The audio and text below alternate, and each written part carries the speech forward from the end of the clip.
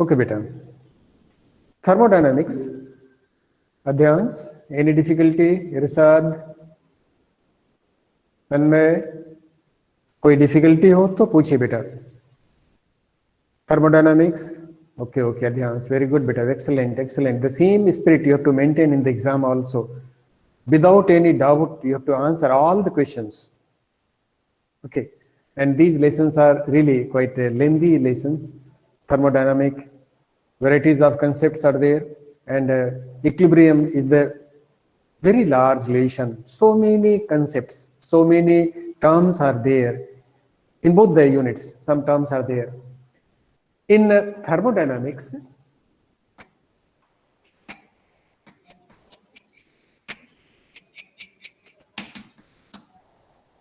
Branch of chemistry which deals with change in energy during the processes.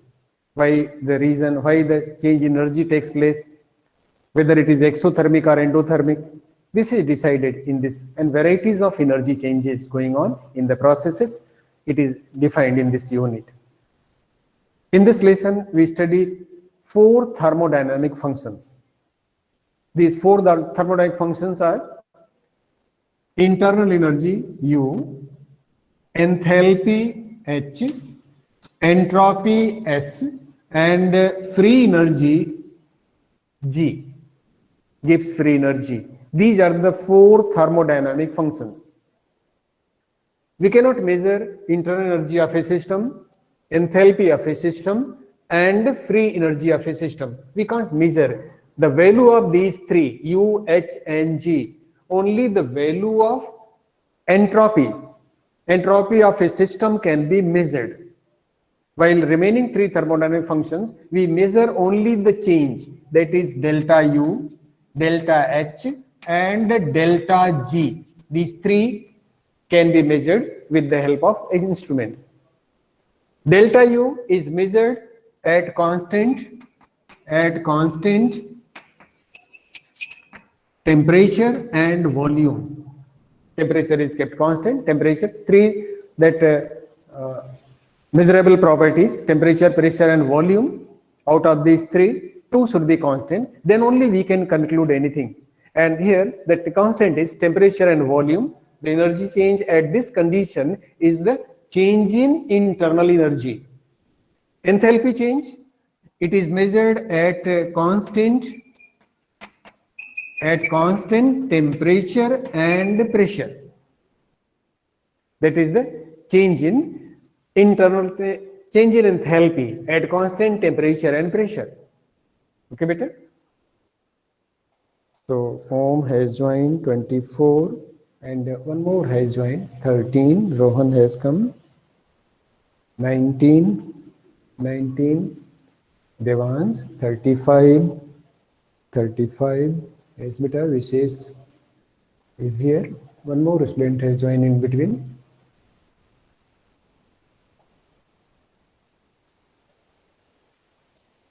Vishesh, yes, beta. I have marked your presence. Saksham Jain has joined. Roll number 14. Yes, his presence is marked. Rajesh, his presence marked 9.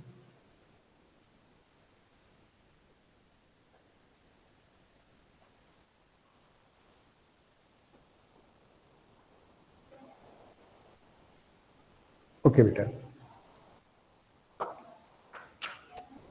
So at constant temperature and pressure, and delta G is also measured at constant temperature and pressure. Entropy of a system is measured at constant temperature. Temperature of the system should be constant, then whatever entropy inside that can be measured.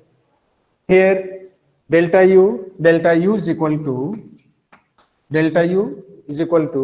Q plus work done by the system, work done on the system.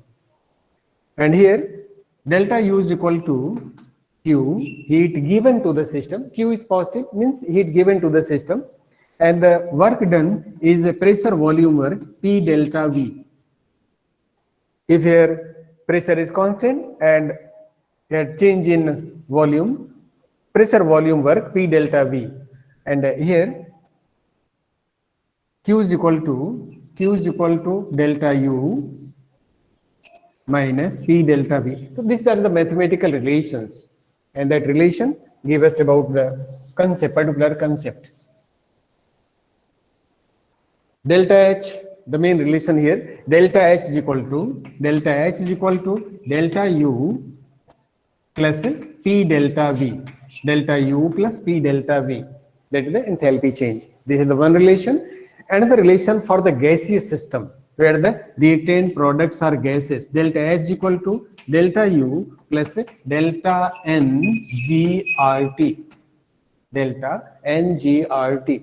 That is the relation between delta H and delta U, and the relation when the reactant products are gases, where delta N is the number of moles of the gaseous products minus number of moles of the gaseous reactants. This delta N may be positive, may be negative. Okay, it may be 0 also. When delta N is 0, then delta H is equal to delta U. Free energy change, delta G is equal to delta H minus T delta S. That is the Gibbs equation, Gibbs-Helmholtz equation. Delta G is equal to delta H minus T delta S. These are some mathematical relation. On these mathematical relation, numericals may be given. If we talk about spontaneity of the process, when delta G is equal to 0, the process is at equilibrium. When delta G is equal to 0, the process is at equilibrium. This is at equilibrium.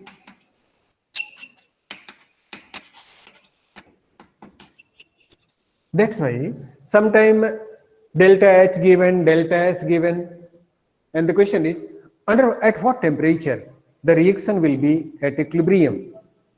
Reaction will be spontaneous. This type of numericals they may ask. While in this MCQ, that big numerical will not come, but a conceptual bits question will come. So, while finding the temperature at which reaction will be spontaneous, for that we have to take equilibrium condition, where delta G is equal to 0. And when delta G is equal to 0, at this time, T delta S is equal to delta H, or delta T is equal to delta H upon delta S. At equilibrium, this T is equal to delta H upon delta S. By relating these two, delta H and delta S, we can calculate the value of T. At this temperature, reaction is at equilibrium. Above this temperature, if temperature is more, above this temperature, the value of T delta S becomes more than delta H. Then at that time, delta G becomes negative and the process will be spontaneous. For a spontaneous process, delta G, it should be negative. Then process will be spontaneous. And delta G is equal to positive, the process will be non-spontaneous. Non-spontaneous.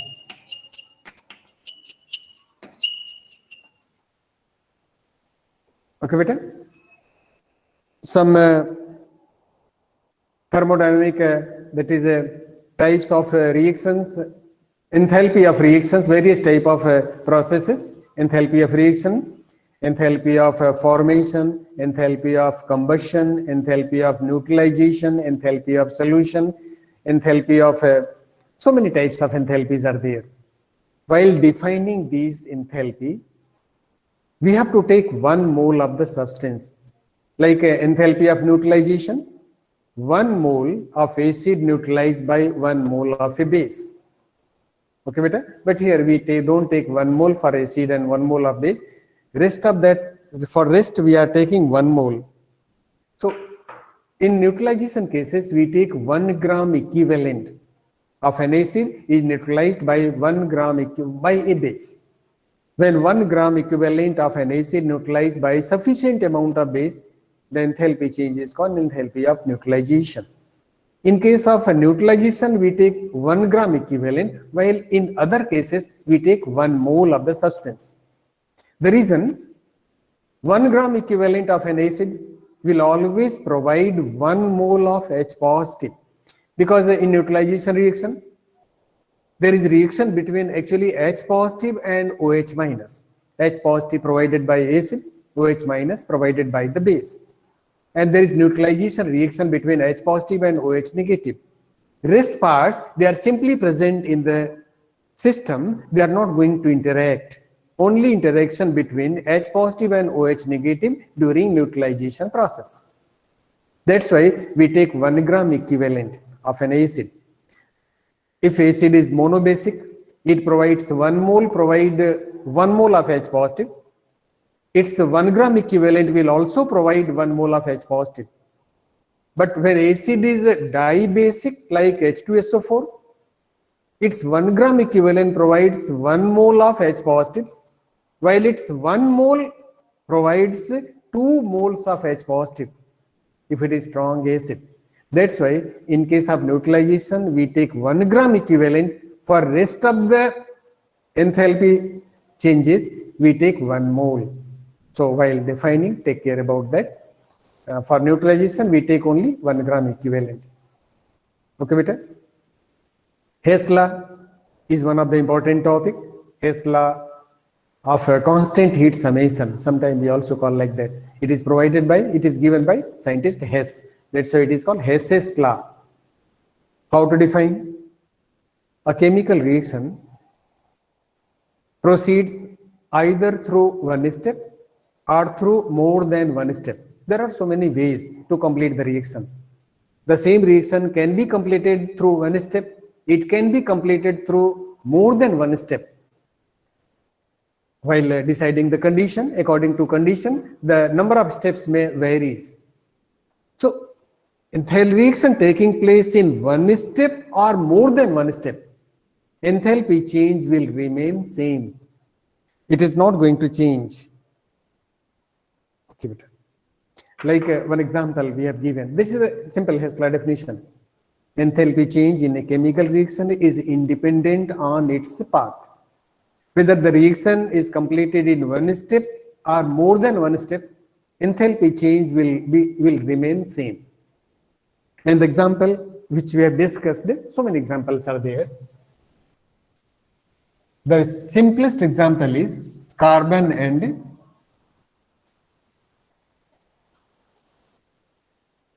oxygen, carbon-oxygen combination. Carbon combines with oxygen, C plus O2, it gives CO2, carbon dioxide. This is the path first. And second path is, here is we can take like this, O2 is the reactant here in this path, and second path, that is path second. Here oxygen is only half, that is insufficient oxygen. It gives a carbon monoxide, and this carbon monoxide proceeds to form carbon dioxide after burning with oxygen. Here the enthalpy change is delta H1, here is enthalpy change is delta H2, here enthalpy change is delta H3. So the total enthalpy change, overall enthalpy change, it is delta H1, it is equal to delta H2 plus delta H3. Means enthalpy change is independent on the path of the process, path of the reaction. That is the Hess law of constant heat summation. So these are some terms. Numericals in this exam, the difficult numerical won't come, where you need lots of calculations. Only concept-based questions will be there. तो इसको ध्यान से करना है. अच्छा, और कोई topic जो आप चाहते हो डिस्कस करना इस लेसन में, I can take that.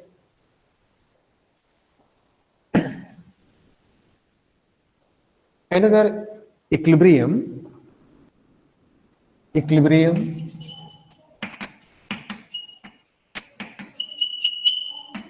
another unit, also a very vast unit. Equilibrium means forward and backward reaction. It should be proceed through the same rate. The process must going on in a closed container. Carnot engine, Tanmay, Carnot engine बेटा direct वैसे chemistry concept में तो नहीं आता है, और Carnot engine के बारे में मैं डिटेल कुछ नहीं बता पाऊंगा बेटा. Carnot cycle, Carnot engine, its detail, because it is not given in the chemistry in detail. Okay. So directly it is not a concern with chemistry. That's why Carnot engine, Carnot cycle is not there. I have not gone through actually better.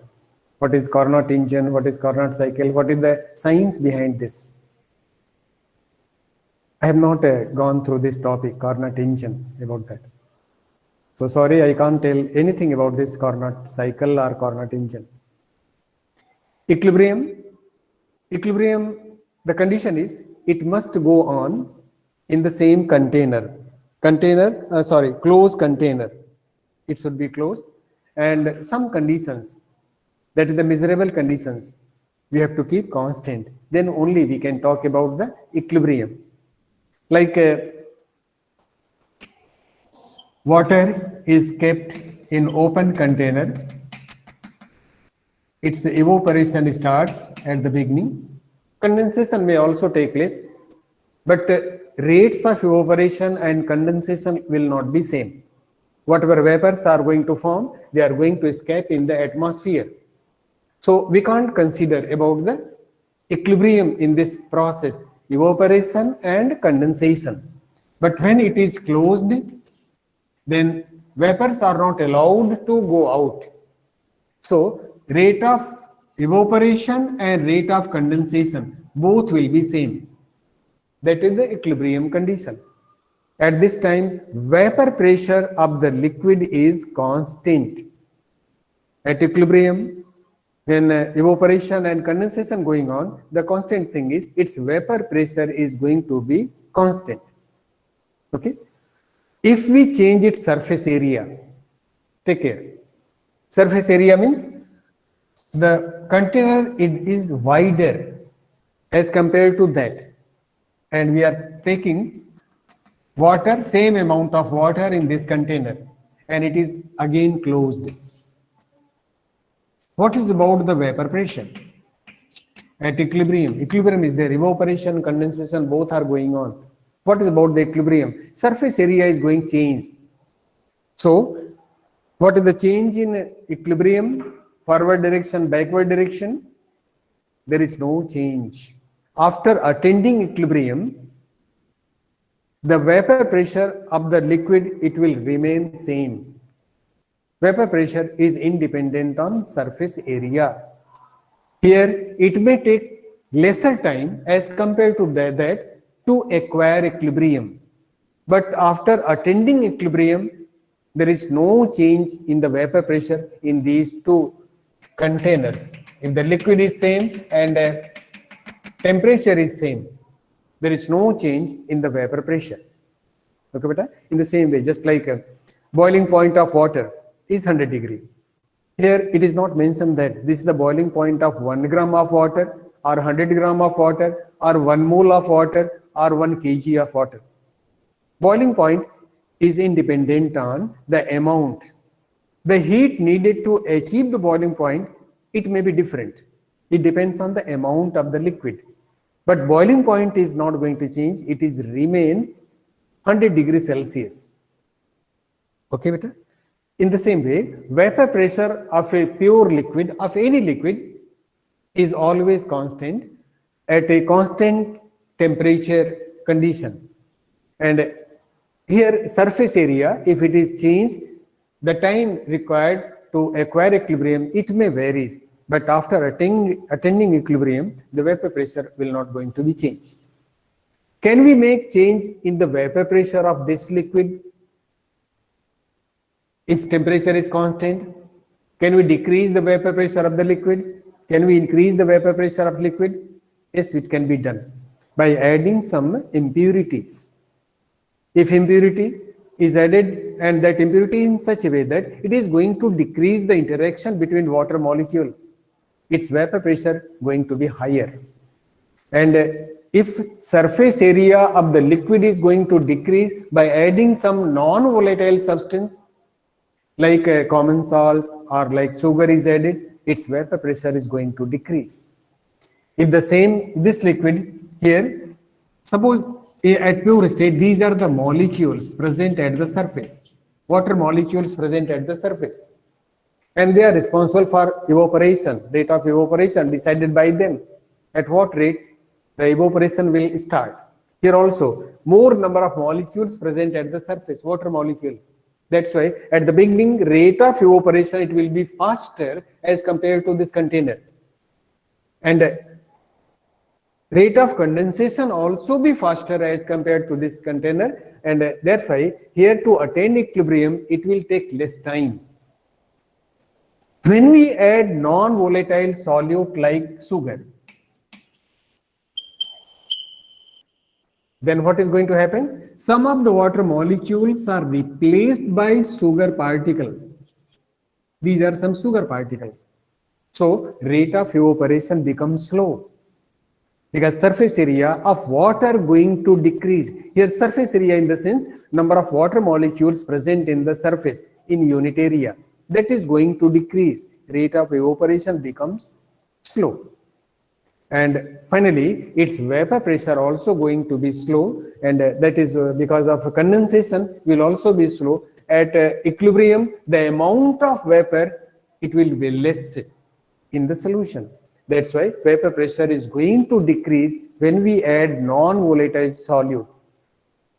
That's why muddy water, if water having some mud, it is as such for a longer time as compared to the pure water. Pure water can vaporize faster as compared to the muddy. Muddy water don't dry up faster as pure water. That is because of the impurity present is there. If you add some molecules like alcohol, like ether in water, the intermolecular force between the water and alcohol, water and ether, water and water is going to be affected. They are going to decrease.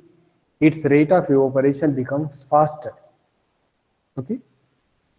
What is boiling point concept? Boiling point, physical equilibrium we have seen, we have discussed about this. What is boiling point? Boiling point is the temperature at which vapor pressure of the liquid becomes equal to the atmospheric pressure. Vapor pressure equal to 1 atmosphere, that is the standard boiling point. At normal plane, we consider that atmospheric pressure is 180 m. Then the temperature when vapor pressure of liquid becomes equal to 180 m, that is the boiling point. Okay, beta? When we add non-volatile solute like sugar in this, what is about its boiling point? Its vapor pressure is going to reduce at normal temperature. When we heat it, to equalize the vapor pressure of this solution to 1 atmosphere, it needs some more temperature. Therefore, the boiling point of this solution going to be higher as compared to the pure liquid. That's why while boiling any substance in open pan, we add some salt in water because the temperature becomes more, its boiling temperature is more than 100 degrees Celsius, and the cooking items getting more heat and they can be cooked at lower temperature. So cooking time can be reduced in open pan by adding common salt in that. And the reason is it is going to increase the boiling point of water. You have seen in pressure cooker, rice and pulses can be cooked within few minutes. In open pan, the same food item takes half an hour like that.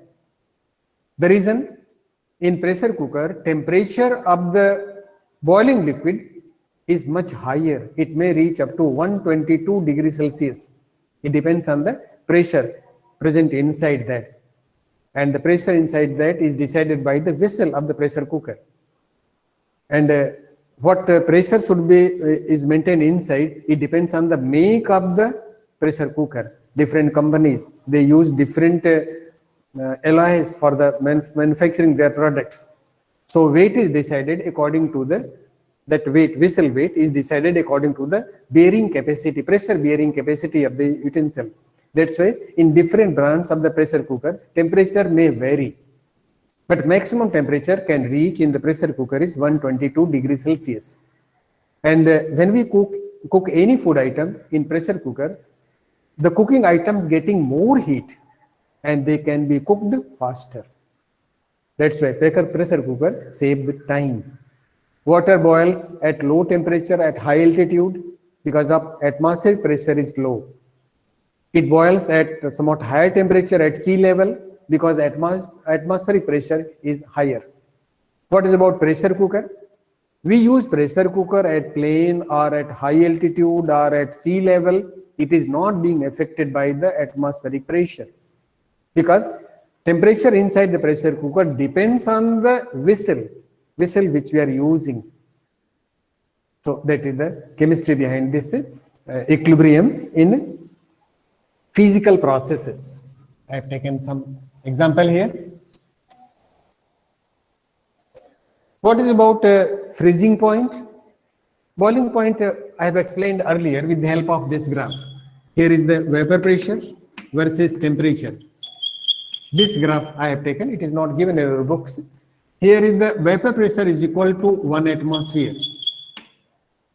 This is the room temperature. Here is the room temperature and this is the vapor pressure of the liquid, pure liquid at room temperature. When we rise temperature, vapor pressure is going to increase. And the temperature at which vapor pressure is 180 m, here it is 180 m, this is the boiling point, temperature B, boiling point of the liquid, TB, boiling point. Okay. And when we add some non-volatile solute in this solvent, like sugar or common salt, its vapor pressure at room temperature going to decrease because of the less surface area that we have discussed. And then when we raise the temperature, the vapor pressure is going to increase, and when it becomes equal to 1 atmosphere, that is the temperature boiling of the liquid, TB naught, TB dash. This is T naught. T naught is the constant boiling, but TB dash is not constant boiling. It depends on the amount of solute added to the solution. So this graph will confirm you about the definition of the boiling point. The temperature at which vapor pressure of the liquid becomes 1 atmosphere, that is the boiling point of a pure liquid, that is the boiling point of a solution. In the same way, we can explain about the freezing point. What is the freezing point? With the help of this graph, details of this graph, you will find its mathematical relation, you will find in 12th class. It is in the syllabus, 12th class syllabus. Here is the vapor pressure versus a temperature. Here it is like this. So when here we are going to cool it. On freezing, on cooling the liquid, its vapor pressure going to decrease. And after at certain point, the vapor pressure is going to change suddenly. Here the state change, here liquid and here solid. And this is the temperature at which it starts freezing. And this is called TF. TF means temperature freezing, is a constant value for pure substance. Okay, beta? So how to define this freezing temperature? The temperature at which both liquid and solid coexist. The temperature at which there is an equilibrium between liquid and its solid. That temperature is called freezing temperature, freezing point. That is also the definition of melting point. The temperature at which solid and its liquid both are there and there is an equilibrium between them. Both are coexist and there is equilibrium between that. That is the melting point of a solid. Freezing point for solution and melting point for a solid. When we add non-volatile solute like common salt, like sugar, in that solvent, its vapor pressure going to reduce at room temperature and it is freezes somewhat at lower temperature. Okay, that's why in refrigerator, if you put water and material mixed with for making ice cream, milk and so many other contents are there, water will freeze first. After that, temperature going down and down, then only ice cream will form. It will solidify. The reason, in milk we have added so many other things. These are in the form of impurities and its vapor pressure is different and it is going to acquire this equilibrium somewhat at lower temperature. That's why it is like that. Here, this is the freezing point of the solution, that is TF dash. Okay, beta? This is the concept of freezing point and boiling point. Present sir. बेटा time से presence तो क्या हम इसमें अगर कोई miss होता है तो I am not responsible for that. Last I at the end I will take your attendance once again. Okay. Tanmay, graphite diamond, what is the favourable? Okay बेटा, okay okay. Graphite into diamond, what is the favorable conditions? Graphite is the standard state of carbon, and diamond is also solid, and favorable condition means temperature should be maintained, temperature should be high, and pressure, it needs actually very high pressure. Pressure should be very high. Temperature and pressure. Temperature is higher and pressure is also very high. Then only we can get the diamond. And it is a slow process. If you try to maintain that temperature and pressure in the lab, it is not possible. It is very slow process. It is a long run process. Pressure should be very high. Main thing is the pressure, and temperature also required, not normal temperature, some higher temperature. So graphite is the standard state of carbon. Diamond is not taken standard state. And for converting graphite into diamond, pressure should be very high, temperature is also higher, and it is very slow process. It cannot be completed within few days or few hours. It takes several years to convert. That is the favorable condition. Okay, beta. So this is about physical equilibrium. Chemical equilibrium, so many relations are there, Kc and Kp relations are there. You have to take that. Some terms are there. One is factors affecting equilibrium. That is also one of the important topics. Certainly some questions will be there from Lee-Chatelier's principle. I have taken earlier also as revision Lee-Chatelier's principle.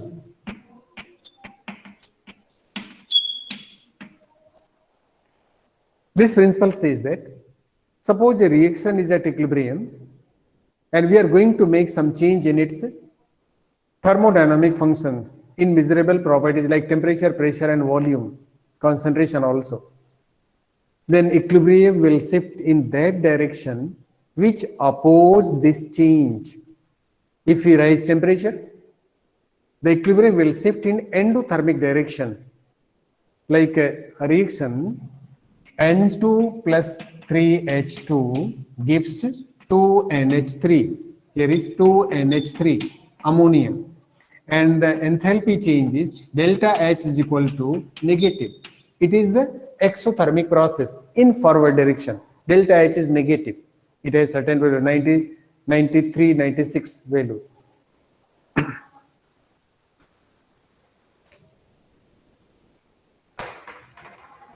Delta H is negative, means in forward direction it is exothermic. It is exothermic. In backward direction it is endothermic. Okay, better? If we write, this is going on in a closed container and there is equilibrium in that. Whatever temperature is released, that temperature is absorbed by the ammonia and converted into nitrogen and hydrogen. Means both rates, forward and backward, going on with the same rate, and enthalpy change at that condition. Whatever energy released, that amount of energy absorbed by the backward reaction. There is a constant temperature. Okay. After that, if we are going to heat it, heating the system, okay, the equilibrium will shift in that direction, which is going to absorb, which is going to minimize the supplied heat, which is going to absorb the heat, and the backward direction is endothermic. It will absorb this supplied heat, and it will minimize the effect. That's why reverse reaction, backward reaction becomes faster. And whatever ammonia is formed, that ammonia going to dissociate into nitrogen and hydrogen. That's why to get more amount of ammonia, we can say favorable conditions for the formation of ammonia is the one condition, temperature should be low, because forward direction is exothermic. At low temperature, whatever heat is released, that is absorbed, that is managed, because temperature is low. Temperature should be low. This is the one condition. What is about the pressure? Pressure is depending on the state. If reactant products are gases, then it is being affected by the pressure.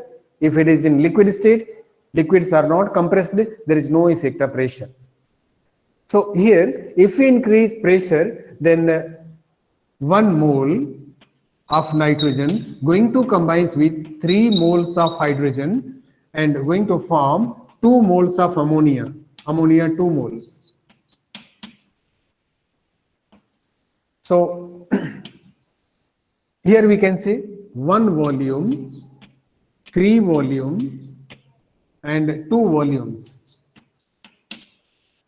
Total volumes of the reactants 4, while volumes of the product is 2. Means when the reactants converted into products, the volume is almost half of that.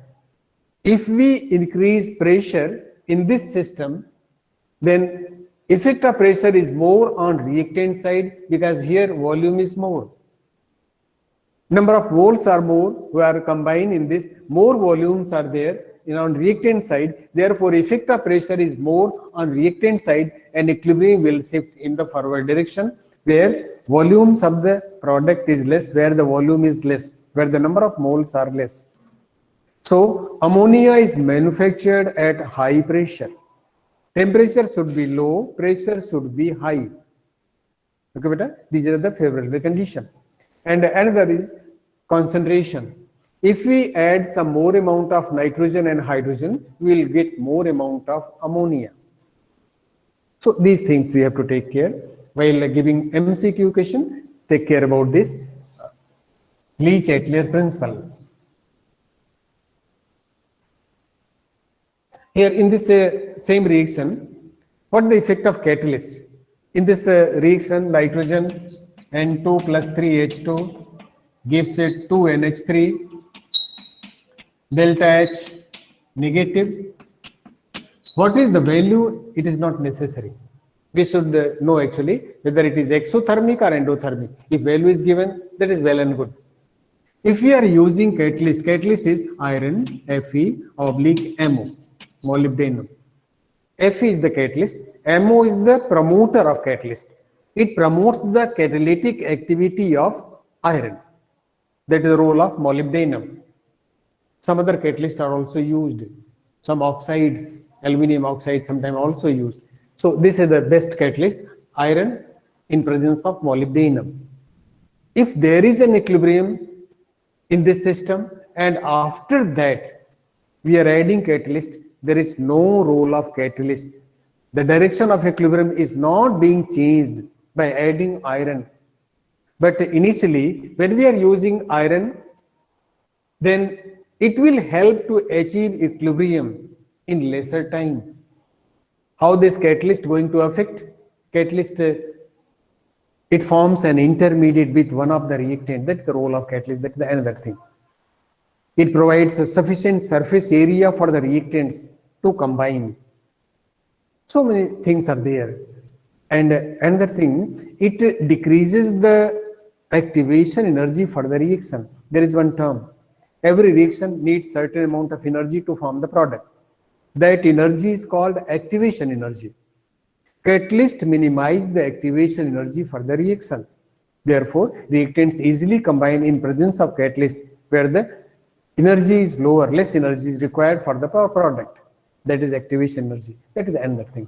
So catalyst has no role if the reaction is already at equilibrium. Similarly, noble gas, if you are using noble gas, adding noble gas, then it may affect equilibrium, it may not affect. It depends whether it is going on at constant volume, whether it is added at constant pressure. Accordingly, we can decide whether this noble gas is going to increase or decrease the forward or backward reaction. It is going to affect the forward or backward reaction. So this is one of the important topic, Le-Chatelier principle. The questions will be given. Certainly it will be given.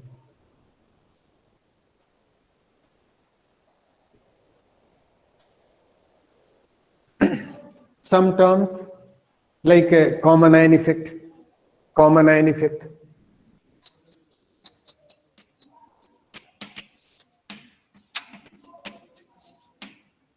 solubility product,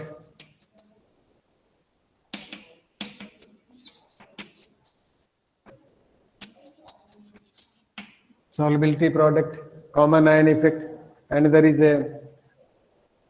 some more terms are there, common ion effect, solubility product, और भी कुछ terms है ना बेटा इसमें?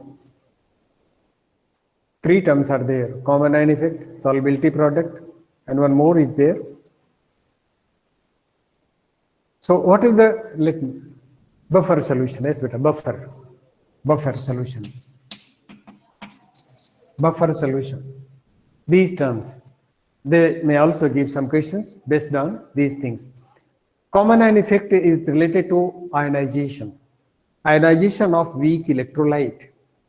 It is affected, its ionization is being affected when a strong electrolyte having a common ion present in that.